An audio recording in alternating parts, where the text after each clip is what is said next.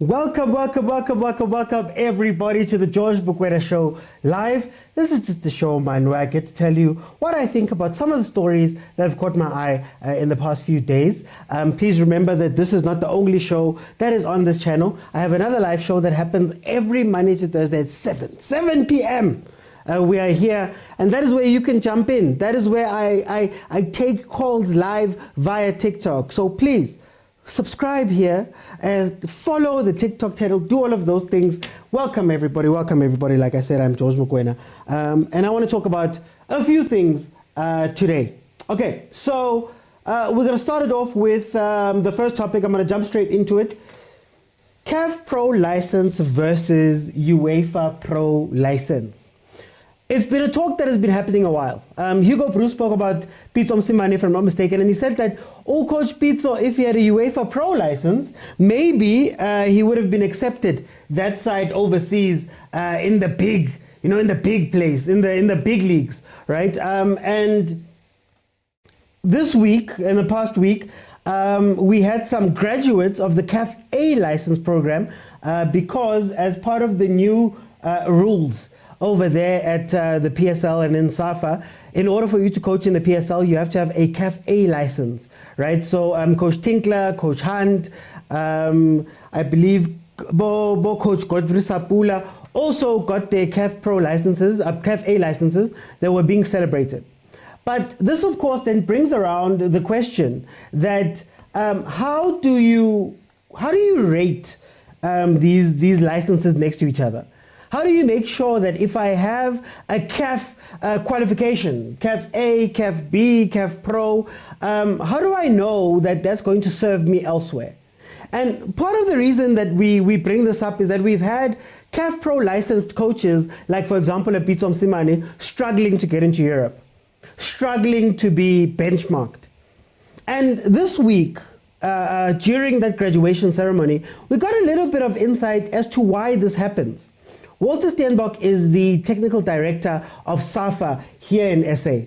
Walter Steenbok, obviously, part of his job is to run these courses, make sure these guys, the courses are benchmarked well and all of that stuff. And he came out to say that the big problem that is happening between Africa and Europe is that Africa, the CAF licenses, have not been benchmarked with UEFA, right? They have not had the conversation in order for them to check where the levels are. To give you an example, CONMEBOL, the South American Federation, recently got with UEFA, sat down, and they got a way of benchmarking UEFA Pro versus their qualification, CONMEBOL Pro, and also they got access to UEFA, classes, what do you call it, UEFA courses and things like that, that they're going to be integrating into their syllabus. And right now, what happens in Africa is that in terms of the whole of Africa, even CAF Pro was only recently launched. I believe it was launched in 2003, and there's only 3 holders, of which Coach Pitso Mosimane happens to be one of them. So then now, and what the federations on their own, BOSAFA, the associations under the federation, do is that they go and create their own deals. For example, Algeria and Morocco have deals within Europe in order to make sure that their country-specific license is aligned to Europe. Then, of course, we are trying to get in with the Scottish FA. Now, the Scottish FA has produced Abo Mourinho, has produced Abo Arteta, so they're confident that they can do it that way to make sure that at least, man, when you look at our qualifications and you say that the qualification came from South Africa, you can then say that, okay, it's been benchmarked and tested against the Scottish FA thing, and maybe that's a way in. And I think where I want to go with this conversation for me is that, again, we are seeing a situation where CAF is behind, where world football is not aligned, where it feels like everybody is doing what everybody wants, and you can tell the certain federations that have the good of their football in mind. In a perfect world, I would sit here and say that the UEFA license shouldn't matter. The UEFA license is not the best thing. Playing and coaching in Europe is not the most important thing, is not the best thing you can do for yourself. But the truth is that those teams just so happen to be the best in the world.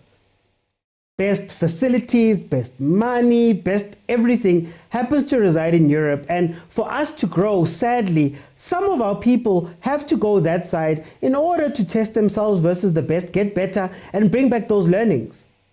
But how can you facilitate that if our licenses are not aligned? If we don't know how far away we are from Europe or how close we are? I had a conversation a few months ago about how do we rank ourselves as Africans when we look at ourselves versus the best in the world. I've spoken about how does Mamelodi Sundowns compare to a mid-table top 5 league team? How does Mamelodi Sundowns compare to a championship team? How do they compare to League 2? But then now to come to find out that those mechanisms of comparison and those mechanisms to make sure that we are not being cheated, for lack of a better word, are not there. Now, Coach Pitso, he's got a CAF Pro license, he's working in the Middle East, he's doing all those things, but when he goes to Kokota there, where we want to see him, there's no benchmarking. It also calls to question, what is the value? What is the value of a CAF qualification, a CAF license? Because for me, I sit back and I go, okay guys, why not just go to Europe and get my license there? Because European coaches are certainly coaching here. Coach Bruce is a UEFA Pro, I believe, license holder. So why waste your time trying to get your qualification here when you could just go overseas? I know Atazwan is overseas. I know Dylan Shepherd got his license from that side. So why Coach Hunt, Coach Tinkler, Coach Barker, and all those people, why waste your time getting an African qualification when you can go overseas? And to CAF, how do you leave this as an open loophole where you can't be valued, where we can't upgrade, downgrade, where we can't rank ourselves? Are we doing our own homework? And I understand there are some things that don't exist in Europe. There are some challenges that you're going to face as an African coach that you might not encounter in Europe, across the world. But the truth is that we have to. We are in a FIFA-led association where we are all members under it, which also calls to question FIFA. For me, it sounds like people are making up their own curriculums. People are making up their own everything. And then only after going through and saying, okay, now I can go and sit down and see what other people are doing. What does that do to the quality and standard of football around the world? Is FIFA not meant to be the custodian of that football? Is FIFA not meant to be the people that come in and tell us and show us and go, okay guys, this is where everybody is meant to be on the same level? And who must do that job? Who must do that job if FIFA is not going to do it? If CAF is not going to do it? If the associations have to go and find their own connections? How is a smaller African country going to make connections that side? And I know it might be a little bit condescending, but it's true. There's a lot of countries that don't have those resources, that don't have those things. If we are all meant to go make our own connections all over the place without being facilitated by a mother body, the gap gets wider. When UEFA is reviewing and changing and doing all of those things for themselves as the leaders, as the perennial leaders of football in the world, how do we know whether we're catching up as the rest of the world? How do we know that they're doing the right thing and not regressing? So it really is so interesting, man, so disappointing at times to see how far politics play into this. One comment that Walter Steenbach made that really scared me was when he said that, hey, they've still got time, they're still building these things, they're still doing all of this stuff. You don't have time. Now, Baba Coach Pitso battling and struggling to get into Europe, even though we know their pedigree.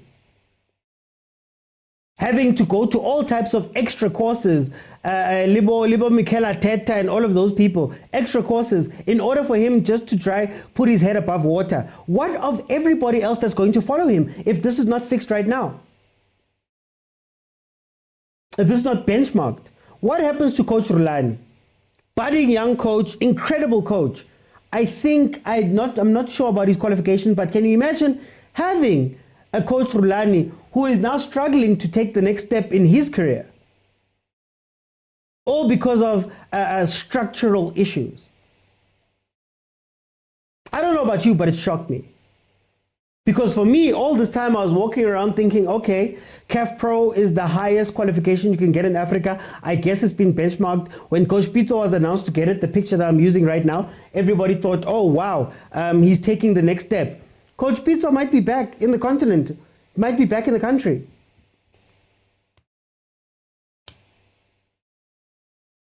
Might be a martyr. I don't know, man. African football, hey, we really need to get in line. And we really need to realize that this is for us. This is for us. This is for the good of football. And when the good of football gets better, that means that everything else gets better. That people start looking at it differently, that resources come, that all of those things happen, that the quality, the standard is brought up. We see it with players. But guys, anyway, that was the first topic that I wanted to touch on. It's just really an irritating thing that administratively we find so many issues when it comes to African football. And I don't think these are incredibly intense issues to figure out or to solve. But we can't be sitting in 2024 and still having these small issues. In any case, let's move on to, for me, a happier topic. It's a happier topic for me. Now, for those who don't know, Coach Dance was suspended. And we know what a suspension means in South Africa. It means you're fired. They've brought in a new coach. He was the coach of Baroka FC. Then he was suspended. Now, in the middle of their playoffs, they've brought in Coach Mamila, who was also suspended or fired in a dubious manner, right? And Coach Dance, last week I came out and I had some harsh words specifically directed at him to say, Coach Dance, it's time for you to wake up and realize that these people use you and you can't keep sitting here and hoping that things will get better. Coach Dance replied, and not to me, but Coach Dance came out in an interview with Marawa, and first he had said that, you know, he was used and he saw that he was used. I like that realization, that he's starting to realize, Guti, these people don't take us seriously. They bring me in, I turn around the team, then chigi, I'm out. Then Coach Dance, later on in another quote, came out and said that at teams, there are puppets in the background. People who walk around. People who tell you to make substitutions, change your starting lineups. People who've got direct access to the chair people within any of the clubs, who whisper in the ear. Takes me back to Coach Morgan Mamila saying that he wasn't fired by Chipa. He wasn't fired by the owner, the chairperson. He was fired by other people within the club that walk around in the club, these ghost figures. These people that whisper. And where I want to go with this conversation is not necessarily about Coach Dance, and kudos to him for figuring it out and standing up. Now we want to see your next move. But the conversation I want to have is one that we need to realize as South African fans specifically.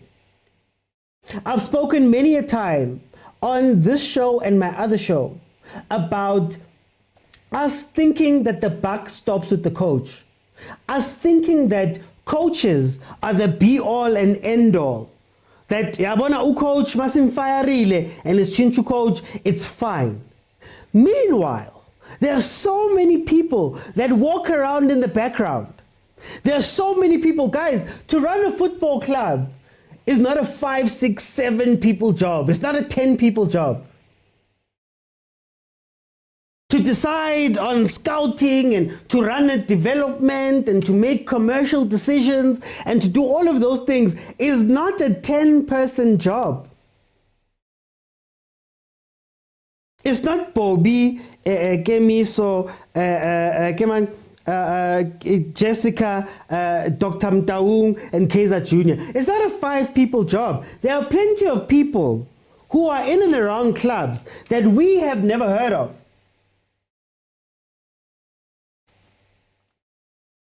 That we have never seen, who make big decisions for each of these clubs.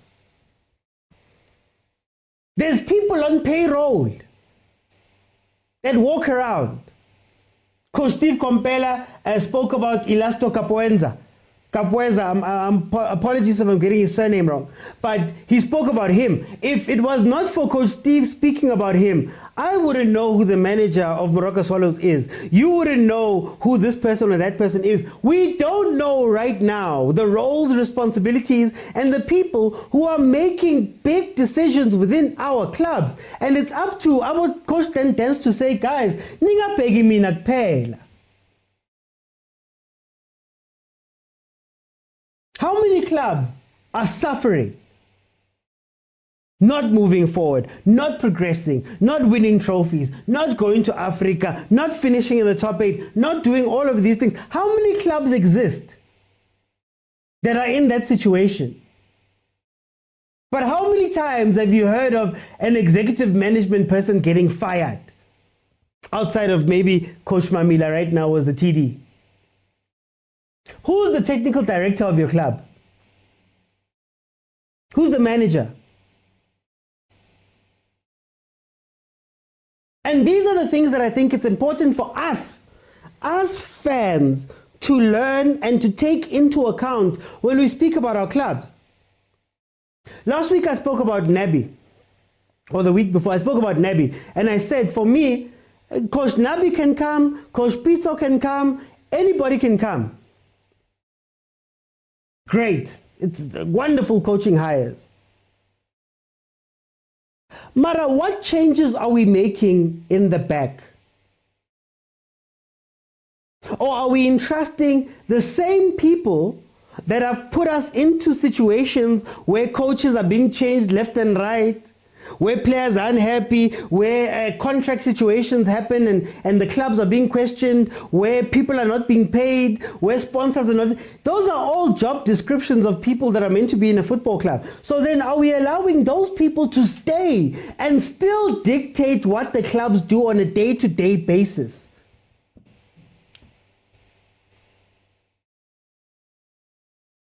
But insanity is doing the same thing over and over, expecting a different outcome. So Nimchinchilu coach, funny enough, sometimes they change the coach. And yet the assistant is still the assistant from 5 years ago. The other person who's sitting on the bench has been there for 7, 8 years.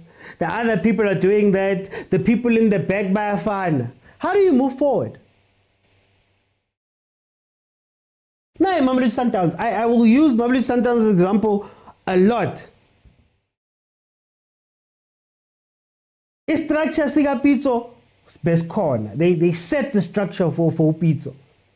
Pitso came in, saved them from possible relegation, won the league the following year, had an incredible, I believe, 7 years at Mamelodi Sundowns where he was doing everything. Everything was great. You could tell they were winning the league every year. Hey, begumnandi. So what Sundowns does is that they went and assessed, okay, because Pitso's leaving, what do we do? Who do we bring in? Who do we fetch? How do we change this? A new technical director, a new academy person. Can we run like this? Can we do that? Can we hold them accountable? Guys, what does Gerald Sbego do on a daily basis? Team manager at Kaizer Chiefs, and he could be the best worker. I'm not saying this to put him down. I'm saying, what does he do on a daily basis that he hasn't done for the years that he's been there? That is changing how the team goes about gaining the success that they keep speaking about. When Kaizer Jr. steps into the sporting director role, yes, he's been in and around football. Yes, he's got an NBA and all of those things. But is he valuable towards the club? Meanwhile, when you look at other places, I'll again use Sundowns as the example. You've got Abotrot Moloto still with the team. Fine. Older head, one of the people that had been with Sundowns for a while. On top of him, you've got Kimang Fleming, the TD. Recently brought in, I think this is his second or third year. You've got the academy head who was also brought in, I think it's his second or third year. I'm forgetting his name, is from Portugal if I'm not mistaken. On top of that, you got rulani. On top of that, that structure is so beefy.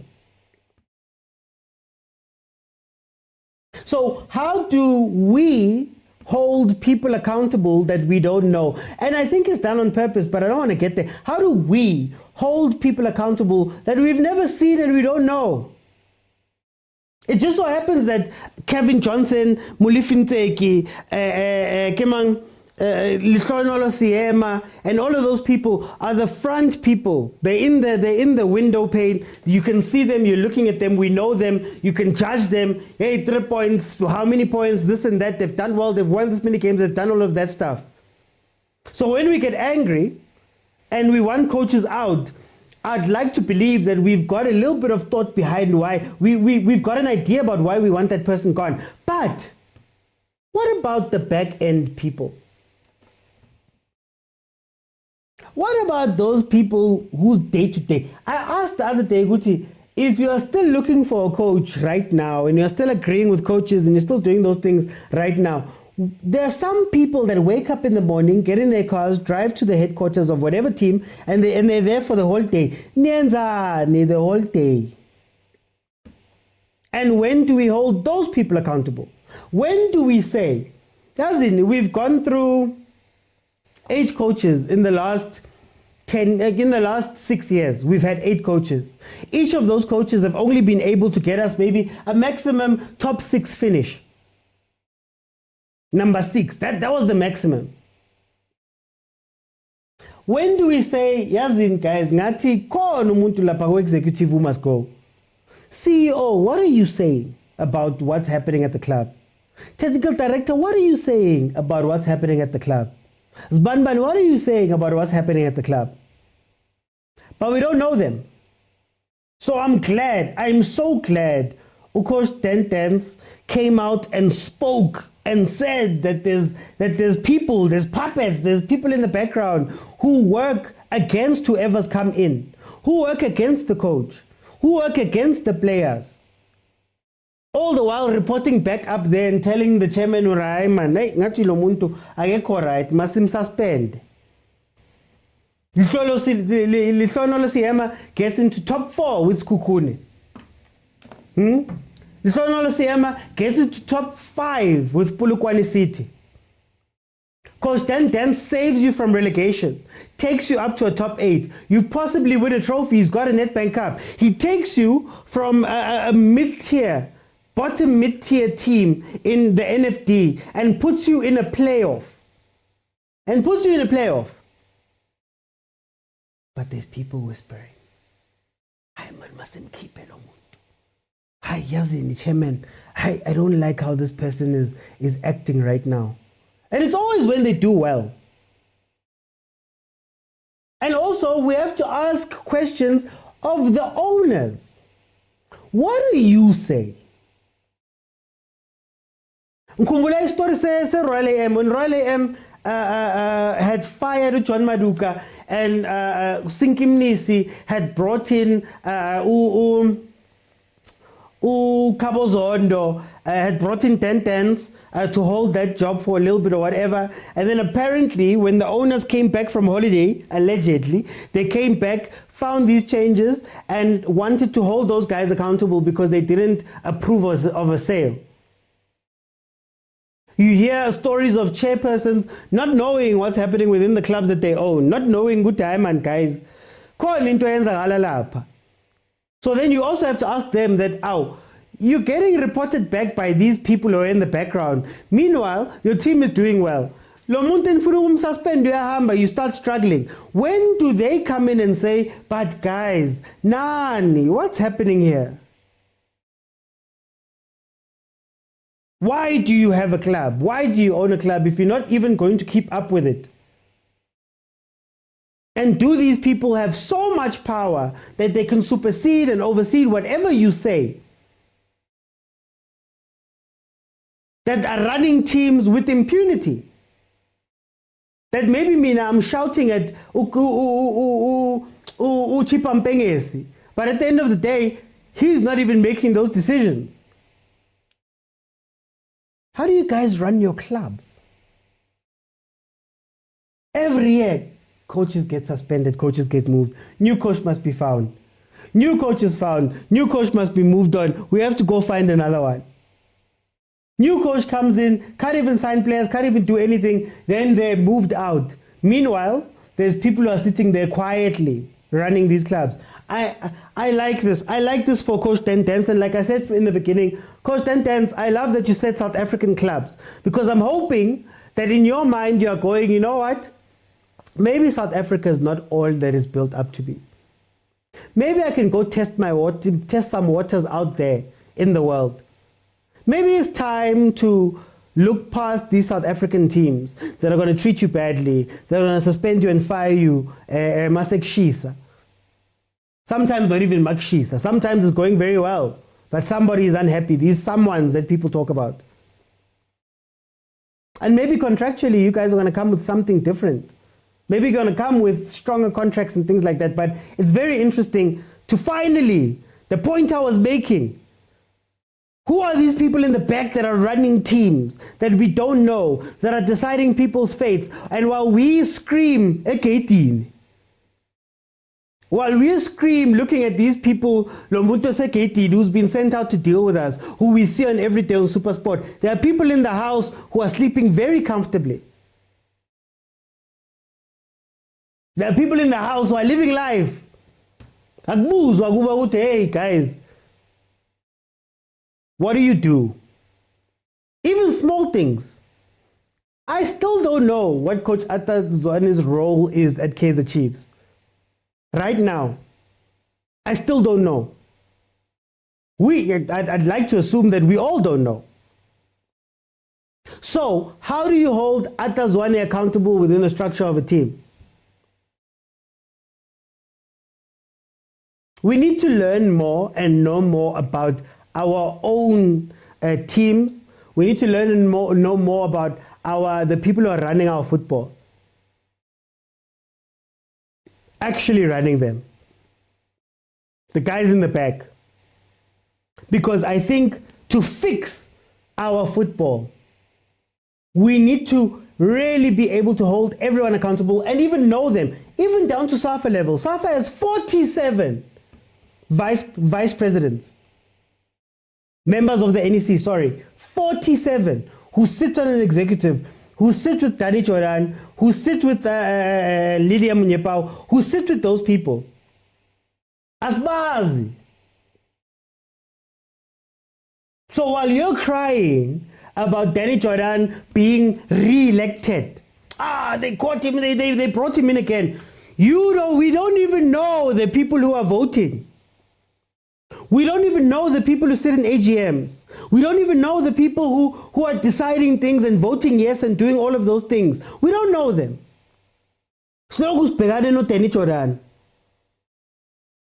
Whereas maybe, just maybe, if we zoomed in on everybody else and we could put pressure at that level, and we could look at your LFA, the people who are in your LFA, and say, "Hi man, why ni votele lo muntu? But the truth is we don't even know them. So at every level, guys, at every level, we face the same issues.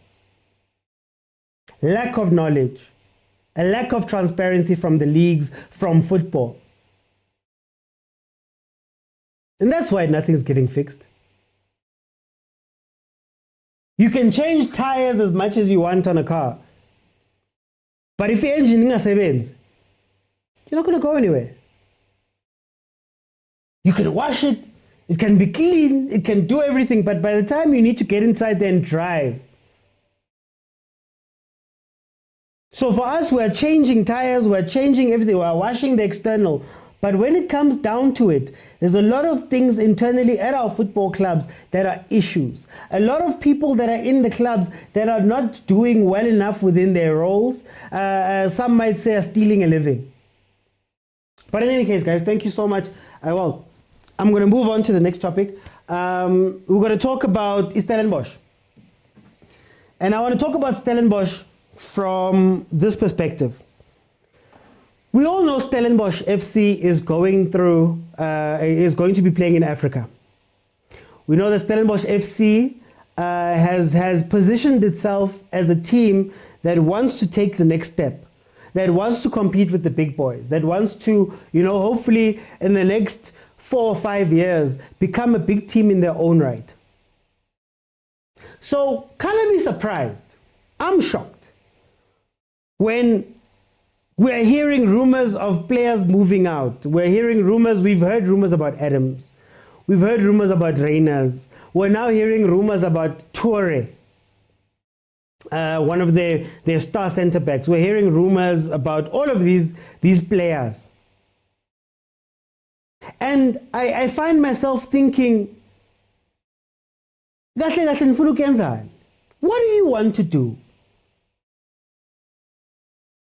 They asked the CEO of Stellenbosch about players leaving and all of that, and he said, he didn't want to say too much, but, and I'm paraphrasing, he didn't want to say too much, but basically also said that, teams all over the world sell players, it's hard to keep a hold of everybody, it's hard to do this, and da-da-da, and da-da-da, and da-da-da, and da-da-da. But just a couple of months ago, Coach Barker had come out and said, we made a decision to move in a different direction. They had made a decision that they would stop selling players.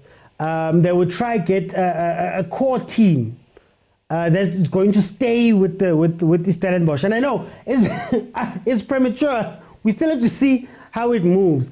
I'm just worried about the things that I'm hearing. But anyway, he said he wanted to get a core that was going to be with the team for many years and a core that they could build around and trust to stay with Stellenbosch. Guys, I don't know, again, what advice Stellenbosch got from Mamelodi Sundowns. But we've seen what African competition does to teams that are not experienced in it and also are not willing to finance things. We've seen what happens to them. We saw Imaruma Gallants get to, I believe it was the semi-final of the CAF Confed and be relegated in the same year. We've seen Abo Royal AM Amazulu flying high. Then they go into continental competition and they drop. But really, what I want to have this conversation about is,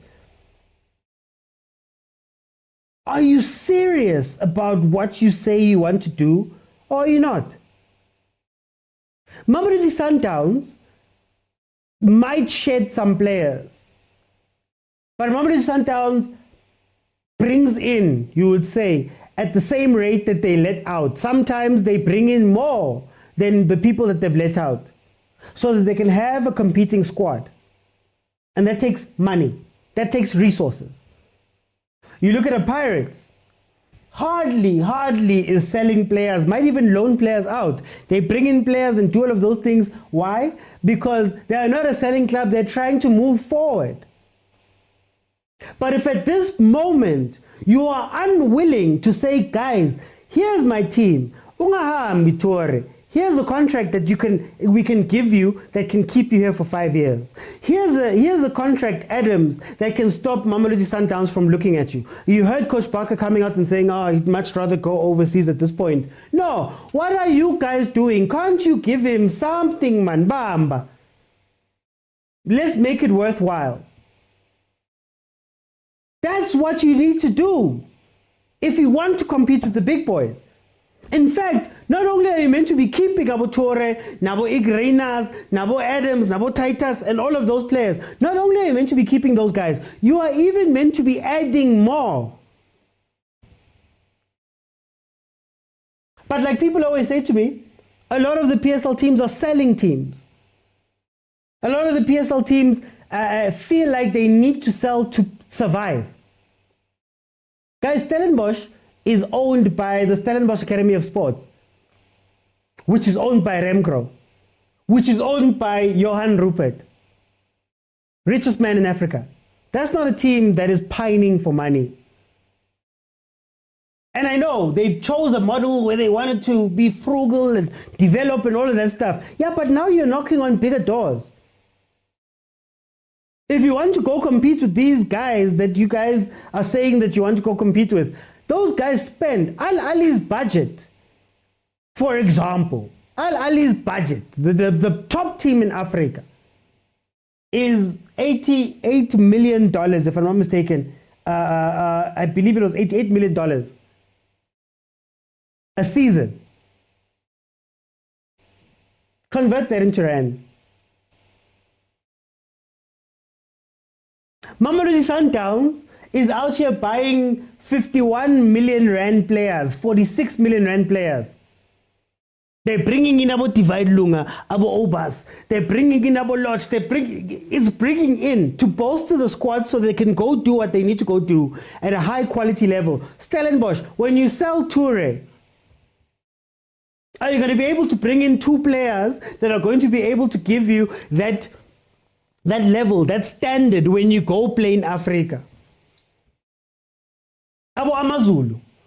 Remember when Amazulu finished second with Benny? What was Benny's complaint? Benny's complaint was, guys, I need more funds. I need something. And Ubab Zungu said that money is the furthest problem from Amazulu, for example. So then, at what point, man, do you make the next step? At what point do we have teams that are serious enough to go? We need to go fight Sundowns. We need to go fight Ahly. Sadly, that's money. Supersport complains about resources all the time while being owned by MultiChoice. So MultiChoice, if they wanted to, could have apportioned the budget to Supersport that is far bigger, or close to, let's say close to a Mamelodi Sundowns, a thing that Gavin Hunt always complains about. We can't all be selling teams. We can't all be give it up and try and make money through these sales teams. You look at serious leagues, Manchester City spends a lot of money. Arsenal has spent a lot of money. Liverpool might not have spent in comparison to them a lot, but they've spent money in comparison to the other teams in the league. What's our buffer? Because right now, Mamelodi Sundowns is first by far. We don't even have a second place team that consistently goes into CAF competitions to go represent us. Do you guys understand that? Consistently. We don't have a consistent, okay, I'll give it to Skukune second year in a row. Supersport is usually the people that represent us, but we don't have a consistency there or a consistent growth. Supersport takes part in X amount of CAF confeds, but then every day we hear Coach Gavin Hunt complaining that these players that they're selling my best players. If Tito was here and Masego was still here and this one was still here and that one was still here, where would we be? So are we progressing and moving forward? And now I'm looking at Stellenbosch and saying, guys, you've won your first trophy. You're going into Africa proper for the first time. You've shown consistency. Now it's time to take the next step. Jiggy jiggy, we hear stories of players that might be leaving. And again, it's premature, I know. They could have changed everything and then surprise us all. Who knows? But going by words, it's very worrying to hear these sentiments being shared. I love Stellenbosch. I love what they're doing down there. Marawa Shotaka, if they could get the right cash injection? The right cash injection. We could be talking a different story about Stellenbosch. Supersport, if they could get the right cash injection from their owners, we could be talking a different story. Gavin Hunt is correct. If he kept all of those players, what happens? Now, I'm not asking the whole league to go out and build mega squads and spend all of that money. But there are some teams, Cape Town City, there are some teams who are right there and have been right there for so many years, guys. How many times have we expected Cape Town City to then have the year? How many times have we expected Supersport to have that year? Recently, to go out and win the league and step into Africa and create a presence there. How many times have we've been waiting, man? Bo Pirates, we've been waiting. I'm not going to talk about that other team, but we've been waiting. Guys, our teams, if I can speak directly, guys, we need you guys with Sundowns to up the level of the game. We need more of you guys to be able to contribute 8, 9, 10 players towards Bafana. We need those things. We need you guys to take the next step so that your own teams can go out and gain the experience necessary outside, so that we can look at you and put you with Sundowns and say, yeah, I need to go and pick Supersport players, because Supersport players have the requisite CAF Confed, CAF Champions League experience. Stellenbosch, your players have the requisite CAF Confed, CAF Champions League experience, so that we can pick you guys and stop making it a league where you have to send those players to Mamelodi Sundowns for them to go and develop them and take them to the next level. For them to go and polish these players. And it might take a loss. It might take, guys, putting together funds and things that you don't know. It might take a blind cost that you're bringing in right now. But you know why Mamelodi Sundowns is the Mamelodi Sundowns we speak about today? It's because for whatever reason he was doing it, Patrice Motsepe was so committed to that team that he went through the teething problems, that he went through the spending things, that he went through all of that stuff with the goal to go to Africa. And he did it with the goal to be a fixture in African football. And we've heard the words. We've heard you guys speaking about, no, we want to win the league, no, we want to catch Sundowns, no, we want to go and play Champions League, look at the Sundowns example, yeah. Put your money where your mouth is.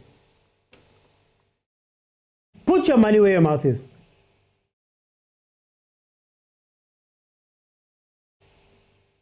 Progress, grow.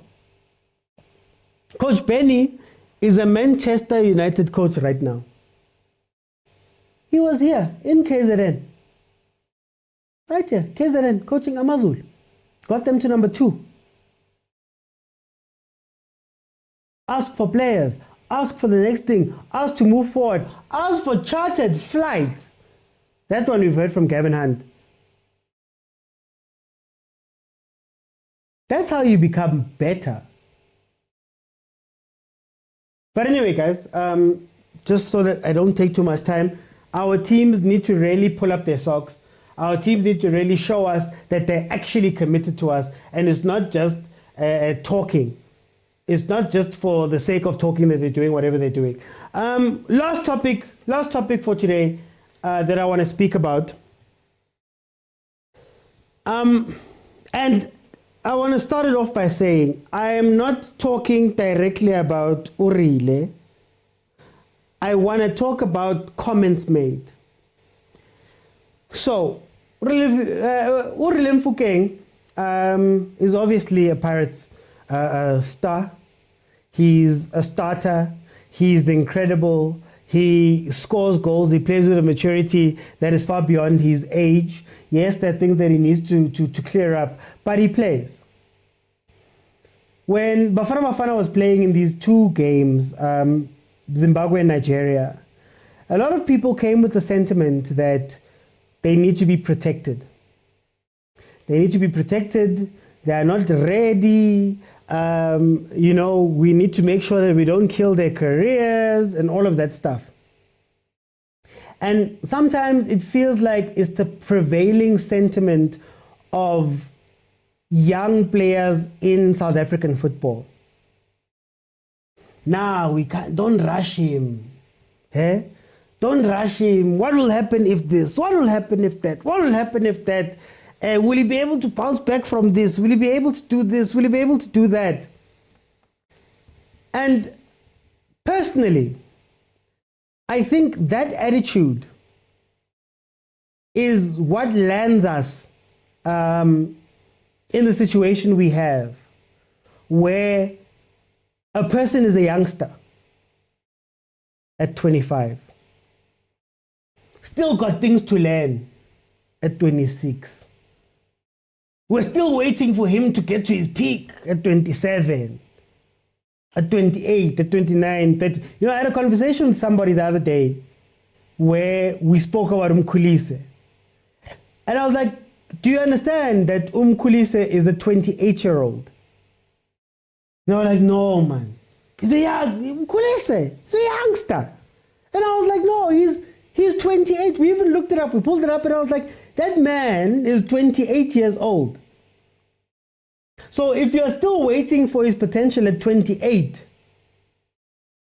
when he's 36, then we'll see it. We sit with a situation where you have a Themba Zwane, who only caught fire, at 27, 28? Who now has the team on his shoulders, like Bafana, for example, at the age of 34, I believe he is. Is he 34? Correct me if I'm wrong in the comments. That's why we sit with this issue. Now, I understand when you say to me, maybe the situation is not right. Maybe we don't have the senior players who can guide some of these youngsters through some of the tough parts of being a player, some of the pitfalls, some of the dangers. I understand you. I understand you saying maybe at Kaizer Chiefs that don't throw Mfundo Vilakazi into the fire because right now he's going to be asked to hold everything. I had this point a couple of months ago. But if we're sitting in a South African system where your worry at 19, at 20, at 21, at 22, nangumtu.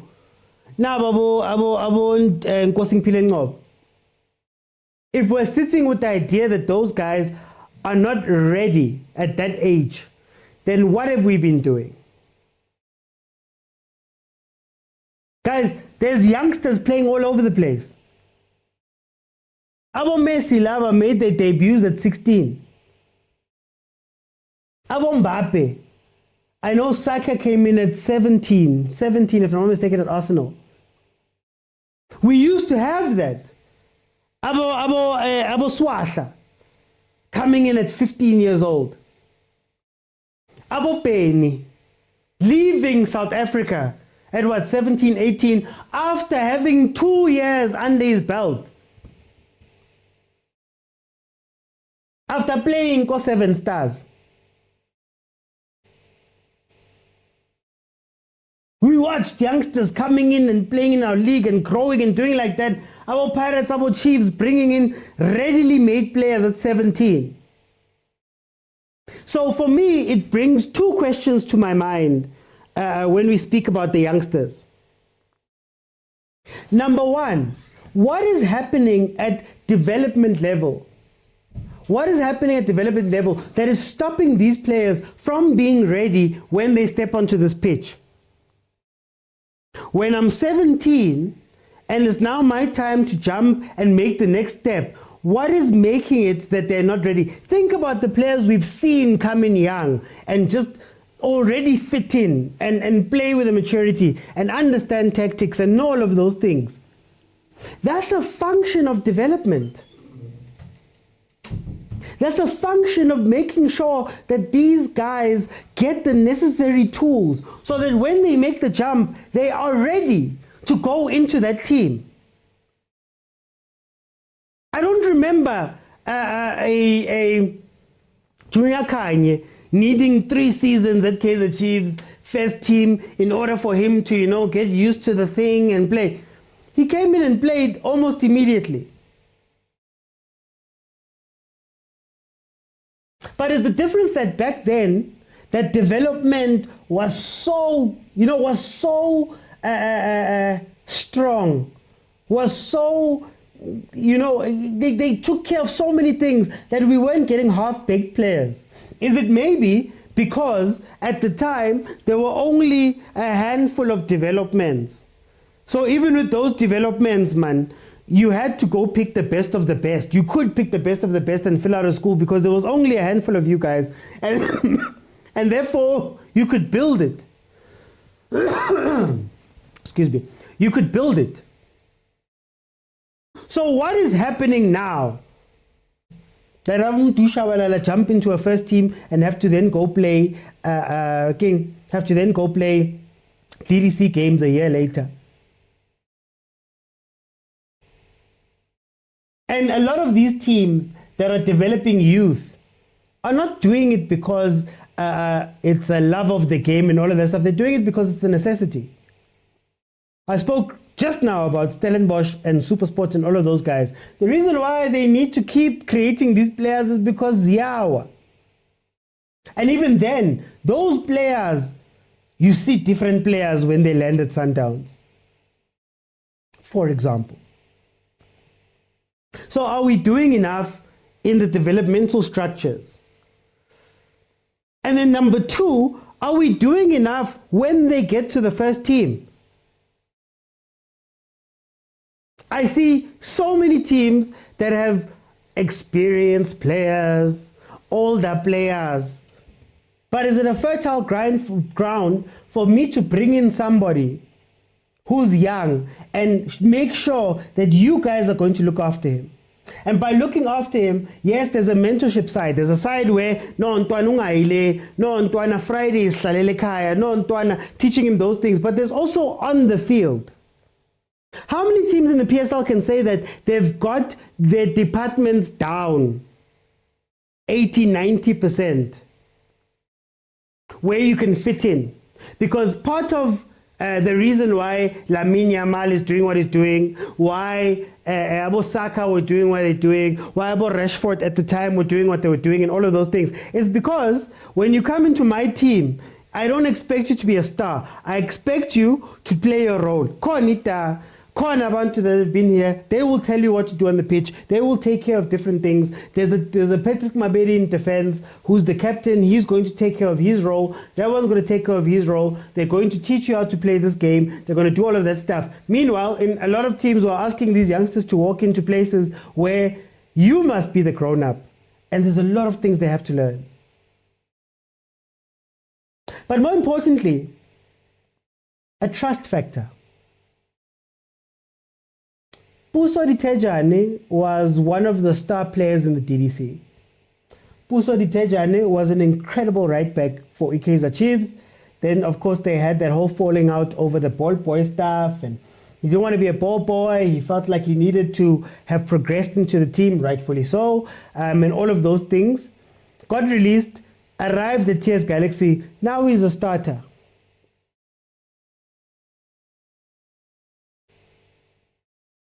arrived, you see them break into teams and become starters elsewhere and become and play when they are trusted. Are we not trusting these youngsters to play?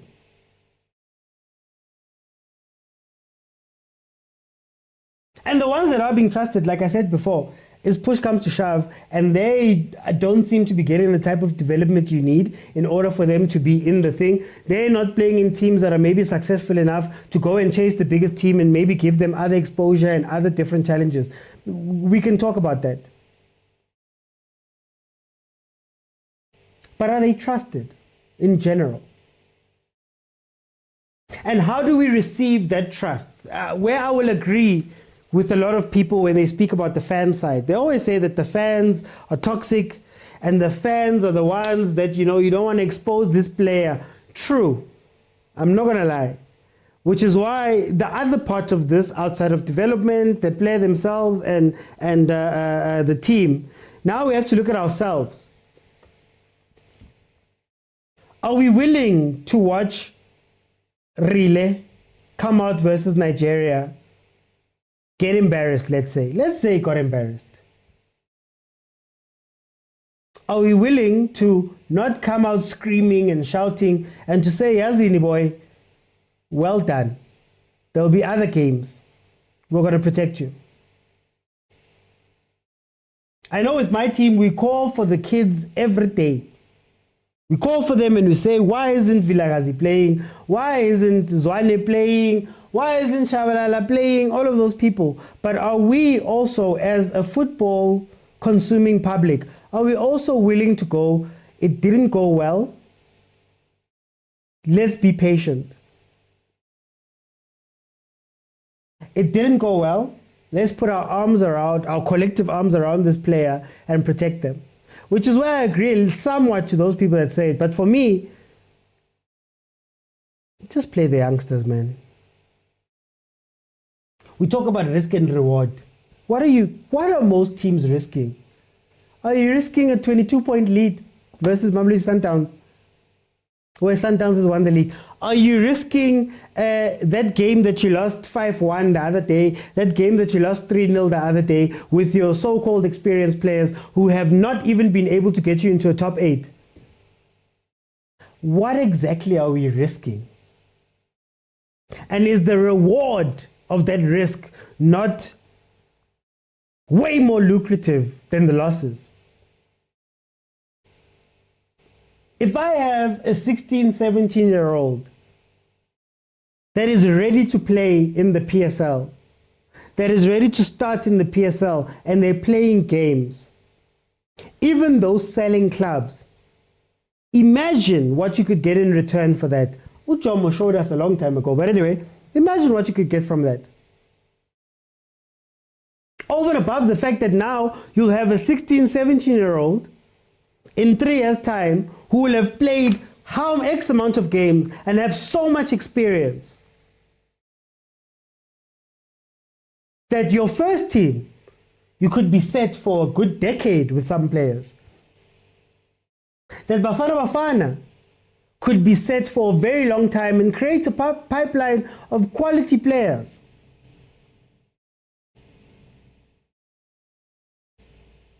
The rewards are so much bigger. But if a 19-year-old Pirates player, we are afraid of him playing for the country at that age. If a 19-year-old DDC player, we are afraid of him coming into the first team and playing, we'll continue having 26-year-old youngsters. We'll continue having people who are not ready, mabangena. We'll continue having those things. We'll continue having to rely on people in their late 20s and 30s for a national team. We'll continue struggling to send our players into other leagues across the world where they could get more experience, where they could get more things.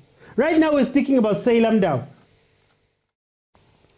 We're speaking about Salem Dow. I actually want to pull it up. We're speaking about Salem Dow and him needing to go overseas and all of those things.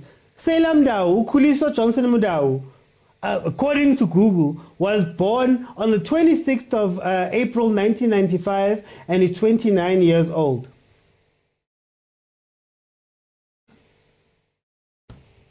Best right back in Africa. Where is he going to go?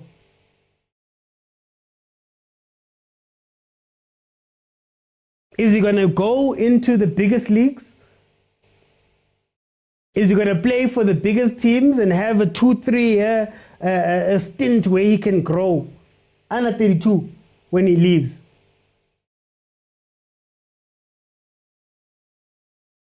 When more players could be playing at 17, 18, 19, so that by 20, you know, the other night we watched Marawa, is it Marawa? The Wolves player. He's 20. Go Wolves.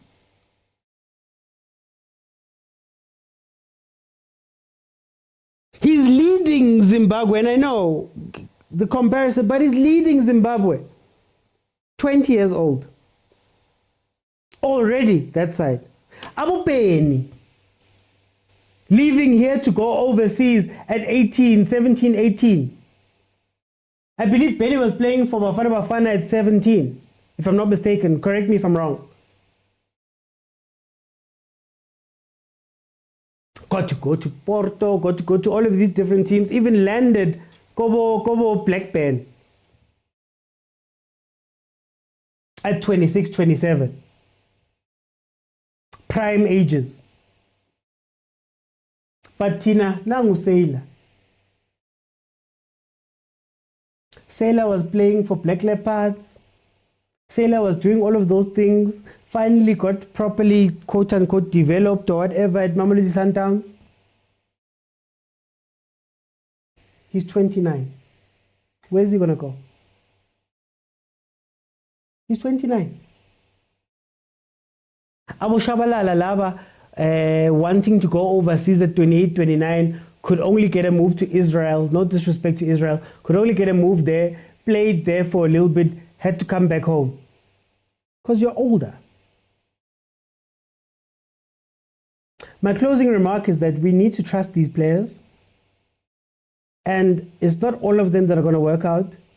It's not all of them that are going to set the world alight and go overseas and do all of those things.